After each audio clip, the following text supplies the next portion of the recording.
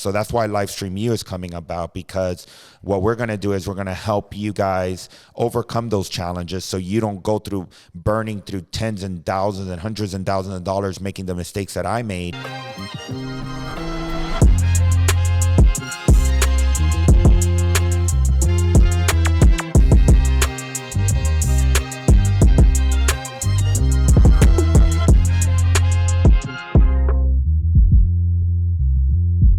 Welcome to Lifestream. I'm your host, Dr. Alex Plains, with my co-host, Jeremy Applegate, where we teach you how to stream your life. Welcome, Jeremy. How you doing this morning? What is going on, buddy? I'm a little tired today. Yeah? Yeah. You were a road warrior yesterday. 8 hours on the road. Beast mode. I mean, we literally went to the west part or northwest part of Orlando. Just tell the viewers, we went to Georgia. All right, he feels like we went to Georgia. We went to Clermont, guys, but it was a long drive. We stopped in Lake Nona, Vero, and then we ended up in Clermont. And then on the way back, it was a pretty dreadful drive, but it was great. Yeah, it was great. I'm glad you had the time to be physically there for that doctor. You know, he really is excited about the program, and I appreciate you going. Thank you. I'm excited for him. You know who you are, Dr. Hadar. You know who you are.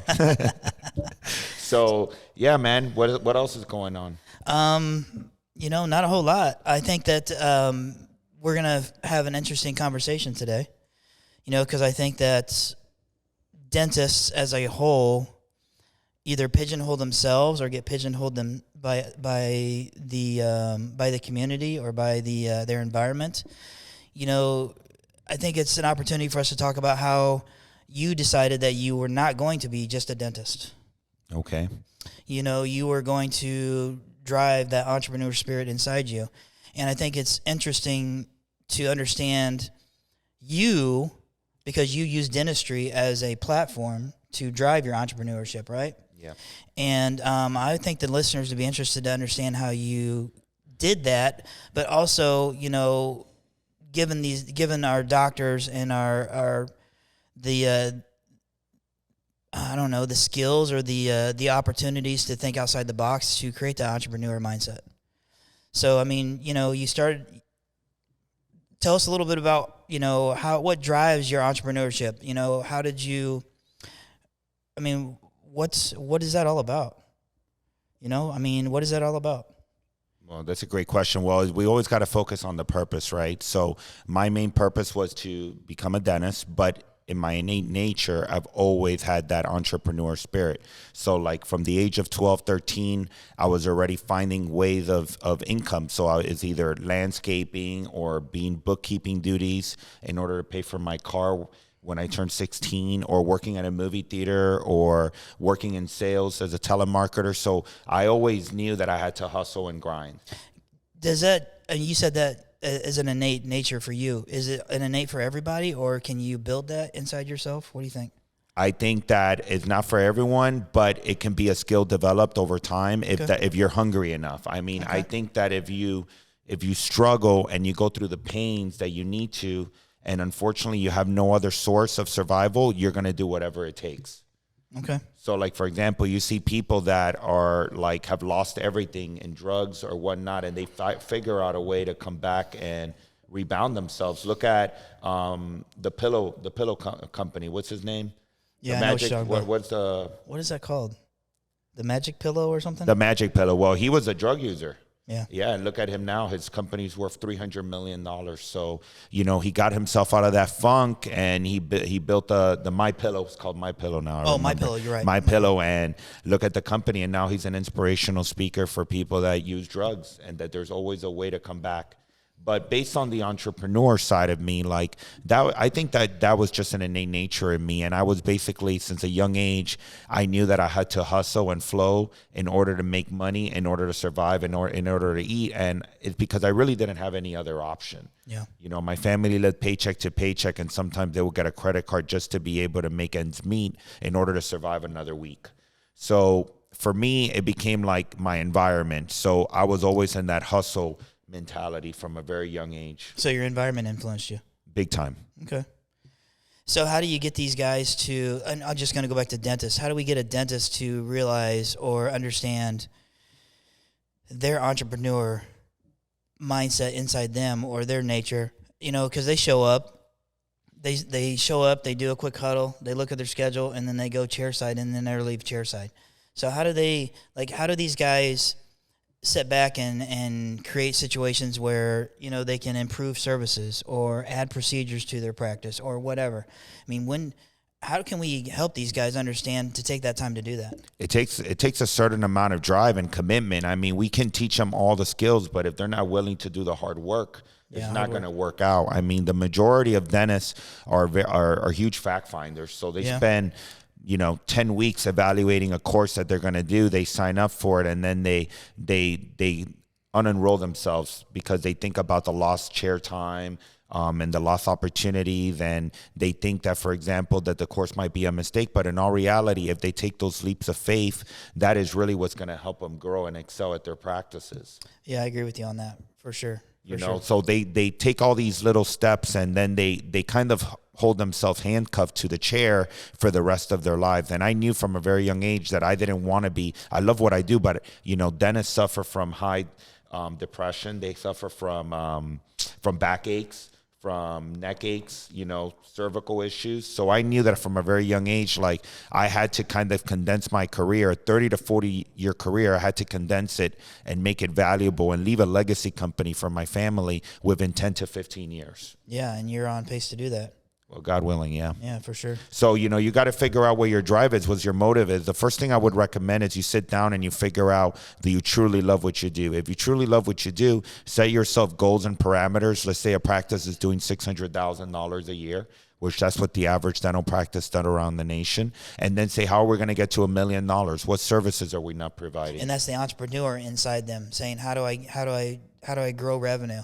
The dentist just maintains the 600,000 and is happy and content with that, right? Yeah. The entrepreneur is like, I can do more. I can double that. I can triple that. I can do whatever. Yeah, the majority of it, you can just improve your hygiene services, right? You can increase your new patients. What marketing are you doing? But if you're not doing those self-analysis and reflecting on what you're doing wrong and right, I always go back to self-analysis. You got to go and write it. Some people write it down. Some people talk to themselves in front of the mirror. Some people talk when they're driving. It all depends what works for you. But you should spend at least 10 or 15 minutes a day doing self-analysis and figuring out where you're coming short. Oh, I love that. I mean, really, because the dentist, they're the entrepreneur. Well, they're supposed to be the entrepreneur in the practice. And if they're not, doing some self-reflection, then the practice is never going to improve. So I think the majority of us just fall in a cycle of being happy and content with what we're doing. But then you get cycles like what we're going through in the economy where you just can't be happy and content. And if you are, you're more than likely going to be shut down within a couple of years because you won't survive this transgression that's happening in the economy. I mean, our payroll has personally gone up 5%. For a lot of doctors, that's a huge drop in their personal income to support their families. So you got to be very calculated during these times because, like I've always said, from 2008 to 2022, it was very easy to be an entrepreneur. But right now is a real challenge. There are a lot of opportunities out there, and that's where your entrepreneur side needs to come out and figure out how you can diversify your portfolio and figure out different ways of income. I was getting ready to say, diversification is really important at this time. And I use him as a model of diversification because, he's not just a dentist.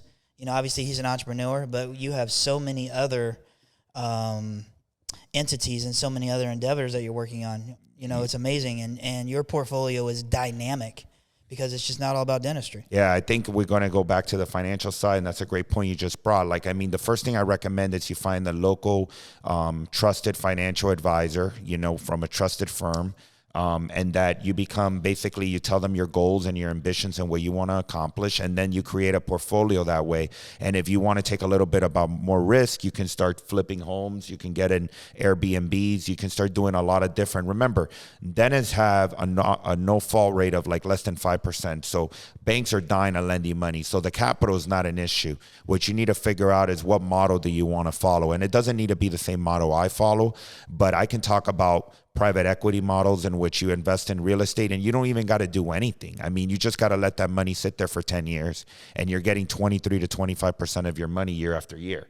But you just got to be patient. Then you can get into real estate where you get the depreciations on the assets, but you basically have to manage the property and deal with tenants and, you know, all the hassle and being a landlord, which can be a headache on itself.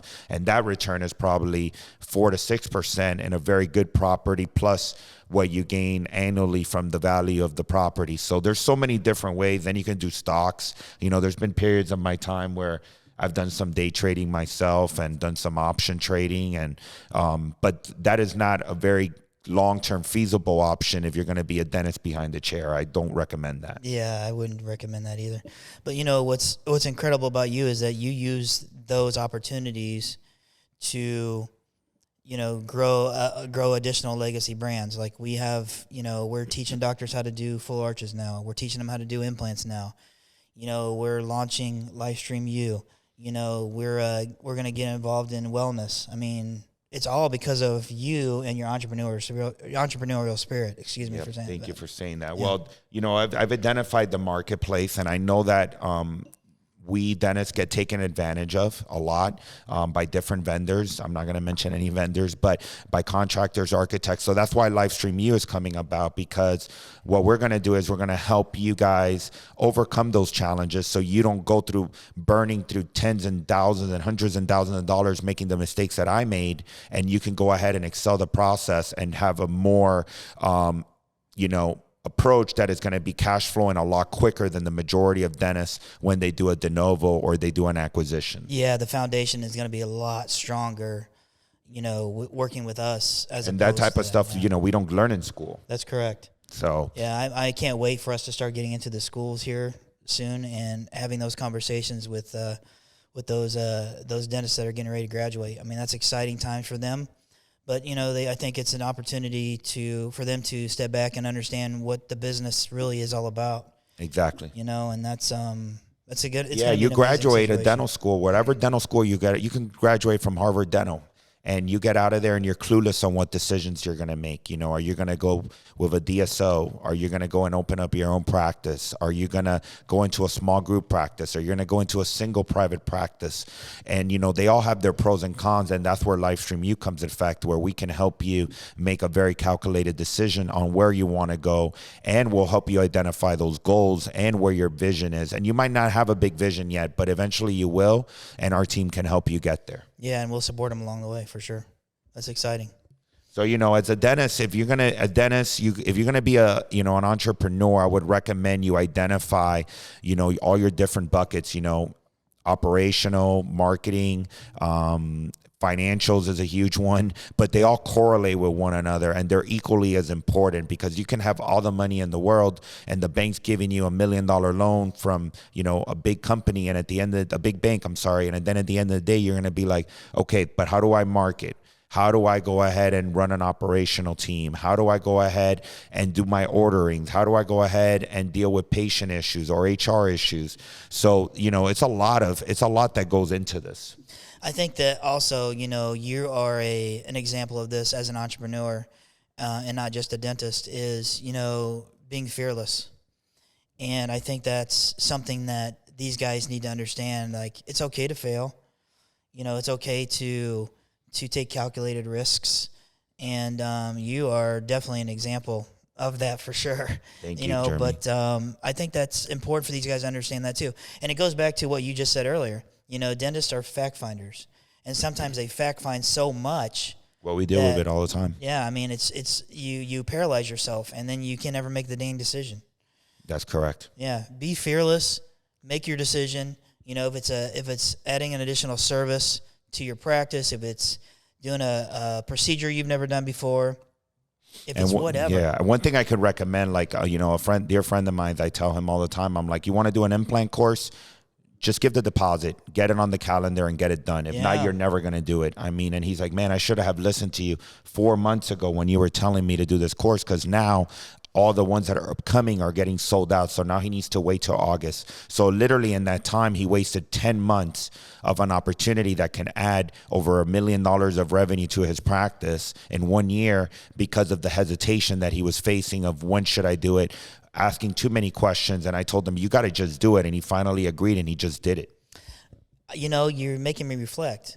And I'm not being disrespectful to dentists per se, but they're non-committal. They have this non-committal like thing in their brain where they're like, yeah, that's a great idea, but it's really difficult for them to sign on the dotted line. So that's pretty crazy. Exactly. So it's very important that when you're going to make, like I just enrolled myself in a course and I'm like, let's go. And now I'm like, okay, what other course can I do to improve myself? Because at the end of the day, it's a word that is in all the school libraries. I'm not sure if they do it anymore, but that poster that said knowledge is power. Yeah.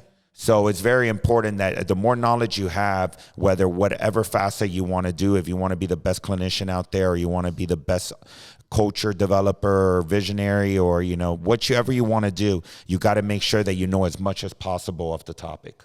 Yeah. And I think that, entrepreneurship is not for everybody. So, I mean, if you're happy going in and looking at your schedule on a piece of paper and grinding out Jane Doe and Jim Smith and so on and so forth, cool. Do that. Whatever makes you happy. But I know that everybody strives to improve their life. And I think, being an entrepreneur on the business side, you could put some kind of entrepreneur spirit inside you on your personal life too. Yeah, that's, that's great. I mean, I think that whoever's not willing to hold themselves accountable and raise that standard every single day, I will put this bet on anyone. In next 5 or 10 years, they're going to be up to a major, major curveball. I mean, dentists took a huge decrease in pay in 2022. I mean, I think it was like an 8 to 10% decrease in pay. Yeah. So the way things are going, and I don't want to go into the government and everything and, and socialized medicine and whatnot, but the way things are going, like if you're not reinventing yourself constantly, you guys are going to have a huge wake-up call in a couple of years. And you guys that are ready to retire, that's great, but you young docs that are out there or middle of your career, I would recommend that you're constantly evolving and doing whatever's necessary to be that best dentist and that best version of yourself, whatever it takes, because there's going to be more competition. The private equity groups are getting more intensely involved in the dental market and the medical and plastic surgery and whatever marketplace that they can get their hands into. And because they've realized how much of a profit they make in this, and they're predicting like by 2025, 2026, most dentists, I would say 30% are going to be in a group model. So that private practitioner is going to little by little become obsolete, and you might lose that your space. Yeah. I mean, innovation, you got to be innovative. You have to understand yourself as a person. And you just have to understand, innovation has got to be a priority for these guys, whatever it is, if it's technology, if it's, some kind of special way to schedule your patients, whatever the circumstance is, you have to be innovative on a regular basis. Yeah, you can't stop. And if you want to, I know now we're going to a little bit of a different, but you just triggered me with that. If you're going to go and invest your money, I always recommend that you do at least 10% of your income. You go ahead and you invest it and diversify it into different avenues. It doesn't matter what your 10% is in. You can do 5% stock, 3% mutual funds, 2% physical assets like gold, silver, whatever. But whatever you're going to do, I would recommend if you make $200,000, 10% of that is investments. No, but what money? 20,000. 20,000. 20,000 you put into investments, because that's what you're going to need for your future. And that I like to do 10% into investments, and then I still like to have my fund for my kids, whether it's a 529 or whether it's Florida prepaid. But you constantly got to be thinking about the future, because at the end of the day, what are we doing all this for? What is our purpose? It's not only for self-satisfaction. We want to leave a brighter future for our kids and make sure that they don't go through the curveballs that we went through growing up, if you've been through those challenges. Yeah, and I think that's what drives entrepreneurs as well. We all talk about our history. We all talk about the sacrifices we made, the challenges we had, all that stuff. And I am not going to put my family in that situation anymore. And that drives a ton of entrepreneurs. Success and money, absolutely, but I think it more is driven about, I'm going to make sure that my family's taken care of forever. That's correct. Correct. That's why I developed Lifestream U, because my whole goal was to help doctors, dentists that, have been going through these struggles, like reinvent themselves, come up with solutions. And sometimes it takes a guy like myself or a team like us to go in there and look at things from a different perspective, that the answer might be right in front of you. Like Ed Milet says, it just takes one more move, one more decision, one more change, and it can impact the rest of your life. So that's why I'm so excited to launch Lifestream U in the next couple of months, and what it's going to bring to the dental community and to the students that are graduating and have no idea of what to do. Love it. I mean, I absolutely love it. I'm excited for it too.